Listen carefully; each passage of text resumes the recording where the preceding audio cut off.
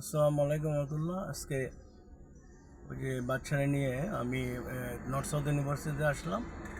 কেন আসলাম? বাচ্চারা আজকে প্রথম দিন, ওরা 16 তারিখ থেকে ওদের ট্রান্সপোর্টেশনটা দিবে। এর মধ্যে আমাকে নিজেকে এই কয়েকদিন তাকে নিজস্ব ব্যবস্থাপনায় আপ ডাউন করতে হবে নর্থ সাউথ ইউনিভার্সিটি থেকে। তো ক্লাস চলতেছে, আমি মধ্যে চিন্তা করলাম, গাড়িতে বসে আছি, ভাবলাম যে একটা মানুষের উদ্দেশ্যে, অন্যের কল্যাণের জন্য, স্টুডেন্টদের জন্য অথবা যুব সমাজের জন্য কিছু কথা বলি। সেজন্য আজকের এই ভিডিওটা স্টার্ট করা।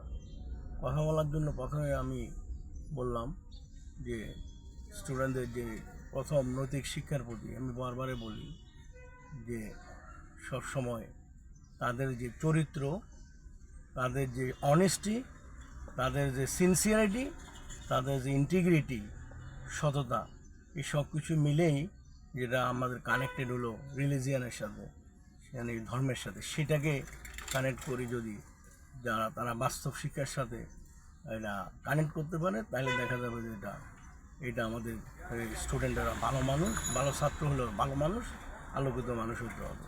আমাদেরকে সপ্তাহে একদিন একটা কাউন্সেলিংয়ের ব্যবস্থা করা, কীভাবে অন্যকে উদ্বুদ্ধ করা হয়, কথা বলার সময় কীভাবে অন্যকে সালাম দিয়ে কথা বলতে হয়, এবং অন্য অন্য ইন্টারনেটের সাথে, তারপর উন্নত বিশ্বের সাথে কীভাবে যোগাযোগ রক্ষা করতে হয়, ইন্টারনেট, ইমেল, তারপর স্কাইপি আর হোয়াটসঅ্যাপ, এই কাজগুলো কীভাবে করে, ডিবেটিং, কালচারাল প্রোগ্রাম, এগুলো সম্পর্কে একটা সাময়িক ধারণা দিয়া, তারপর এদেরকে বিভিন্ন ডিবেটিং সোসাইটি, বিভিন্ন স্পোর্টস কালচারাল প্রোগ্রাম, এই সবগুলো প্রোগ্রামের সাথে মেম্বারশিপ দিয়া ওদেরকে সপ্তাহ অন্তপক্ষে একদিন অথবা মাসে অন্তপক্ষে একদিন তাদের এই কালচারাল প্রোগ্রামের সাথে অ্যাড করে দেওয়া।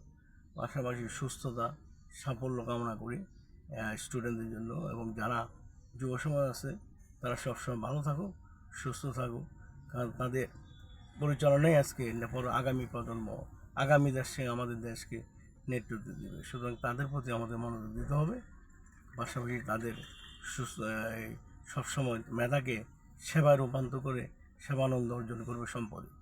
এই মেধাকে সবসময় আমাদের দেশে ইউজ করতে হবে। দেখা যায় এখান থেকে যারা ট্যালেন্ট, আমি আমাদের সাথে দেখছি, আমাদের ফার্স্ট সেকেন্ড থার্ড যারা ঢাকা ভার্সিটিতে হয়েছে, আমাদের ফাইন্যান্স ডিপার্টমেন্ট, তারা ম্যাক্সিমাম বাইরে চলে গেছে, সেখানে যায় আবার সেখানে সেটেল। কেন?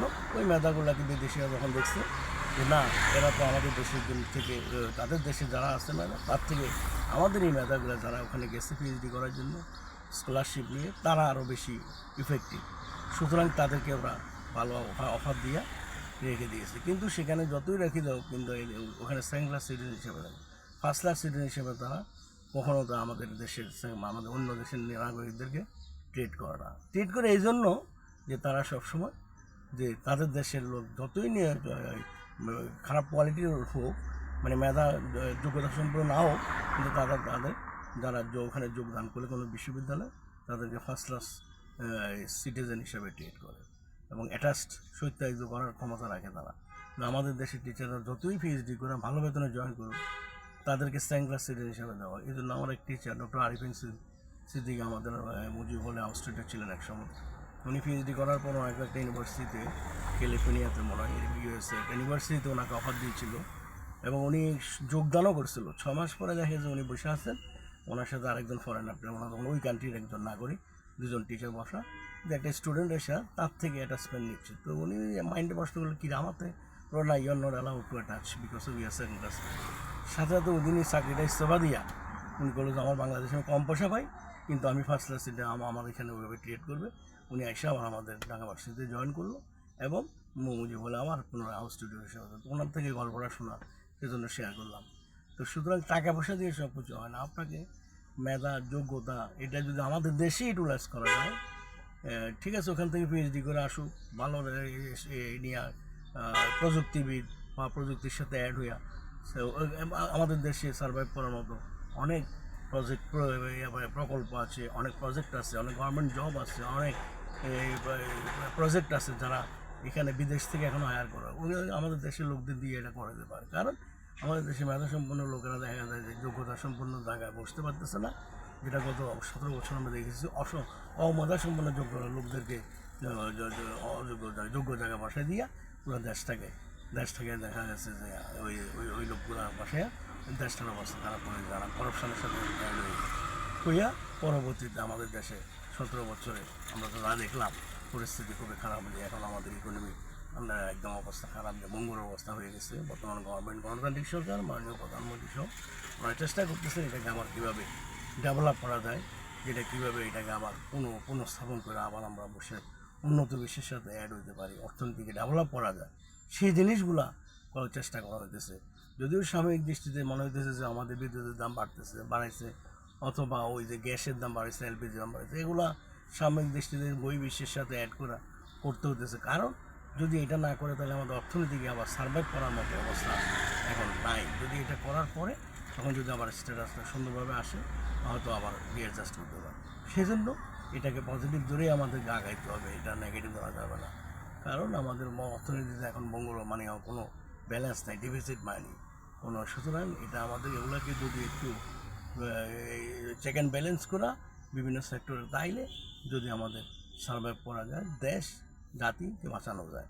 নাইলে লাস্ট 17 ইয়ার্স আমাদের আসলে এটা কোনো আমি রাজনৈতিকভাবে কথা বলতেছি না, আমরা যে অবজারভেশন ছিল ওই অবজারভেশন থেকে আমরা দেখছি যে জিনিসগুলো আসলে খুবই খারাপ সিচুয়েশনের দিকে গেছে। কারণ কিছু সংখ্যক লোক অনেক দিন ক্ষমা থাকার বা এক জায়গায় থাকার পরে দেখা যায় এটা করাপ্টেড হইয়া বিভিন্ন কান্ট্রিতে উন্নত দেশে যাই আমরা টাকা পাচার করে যাইয়া বিভিন্ন দেশে বাড়ি ঘর, বিভিন্ন বাসা বাড়ি, তারপর বিভিন্ন হচ্ছে বেগম পাড়া ওরা তারা নিজেরা ডেভেলপ করে দেশের টাকাগুলো খারাপ করে ওখানে পাচার করে দেয়। যদিও এখন বর্তমান সময় চেষ্টা করতেছে এগুলো পুনঃ আনার জন্য, এটা কতটুকু সাকসেস হবে সেটা ভবিষ্যৎ কথা বলবে। আমরা আশা করি যে বর্তমান সরকার সহ আমাদের যারা আছেন তারা ইনশাল্লাহ এটাকে সার্ভ করার চেষ্টা করতেছে এবং এটা করা আমি বিশ্বাস করি এটা হবে ইনশাল্লাহ। যেহেতু গণতান্ত্রিক সরকার, আমরা জনগণের ভোটে নির্বাচিত হয়ে আসছে মাননীয় প্রধানমন্ত্রী সরকার, সুতরাং আমরাও আশা করি যাতে দেশে অর্থনীতি আবার পুনরায় আবার চালু হবে, ভালো অবস্থানে চলে আসবে এবং জনগণ ভালো থাকবে, সুস্থ থাকবে। আবার ওই যে বন্ধ কাঠামোগুলো চালু করা শিল্প উন্নয়ন ডেভেলপমেন্টের দিকে নিয়ে যাইয়া মানুষের যে কর্মসংস্থান বৃদ্ধি করবে এবং পাশাপাশি আমাদের স্টুডেন্ট যারা আছে তারাও তাদের যে নৈতিক শিক্ষায় ডেভেলপ করা শিক্ষিত হইয়া আর্থসামাজিক অবস্থার দিকে তারা আরও উত্তর সমৃদ্ধি ও সাফল্য লাভ করবে এবং দেশের সুনাম অর্জন করবে, দেশেই নেতৃত্ব দেবে এবং দেশ উন্নত বিশ্বের সাথে তাল মিলিয়ে আমরাও বলতে পারবো হ্যাঁ আমরাও পারি, আমরাও বিশ্বের শ্রেষ্ঠ 10 জাতির মধ্যে এক জাতি হিসেবে আমরা আত্মপ্রকাশ লাভ করবো ইনশাআল্লাহ। এই আশাবাদ কামনা করে আমি শেষ করি। ধন্যবাদ। আসসালামু আলাইকুম ওয়া রাহমাতুল্লাহ।